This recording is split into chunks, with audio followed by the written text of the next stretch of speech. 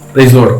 இன்னைக்கு பல சொல்ற வார்த்தை, பாஸ்டர் என் வாழ்க்கையில எப்பயுமே கண்ணீர் பாஸ்டர், என் வாழ்க்கையில் நிம்மதியே இருக்கிறது இல்லை. இன்னைக்கு சில பாத்தீங்கன்னா எந்த நேரம் அழுதுட்டு இருப்பாங்க. என்னன்னு கேட்டா, எனக்கு இந்த பிரச்சனை மாறல, எனக்கு இந்த சூழ்நிலை மாறல, எனக்கு ஃபைனான்சியல் ப்ராப்ளத்துல அழுதுட்டு இருக்கிறேன். ஆனா நான் ஒரு காத்து சொல்ல விரும்புகிறேன், உங்க வாழ்க்கையில எத்தனை கண்ணீர் இருந்தாலும் அந்த கண்ணீருக்கு, அந்த விண்ணப்பத்திற்கு தேவன் பதில் கொடுக்கிறது.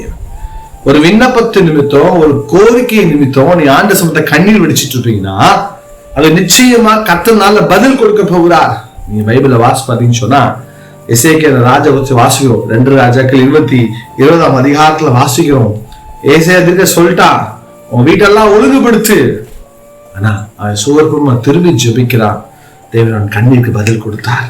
இந்த நிகழ்ச்சியை பார்க்க உங்க வாழ்க்கையில் கூட கண்ணீர் வடிக்கிறீங்களே, நீ கண்ணீர் வடிக்க போதல, கண்ணீருக்கு பதில் கொடுத்து அவருக்கு அற்புதம் செய்கிறீங்க. பொதுவா கண்ணீர் எப்ப தெரியுமா வருகிறது?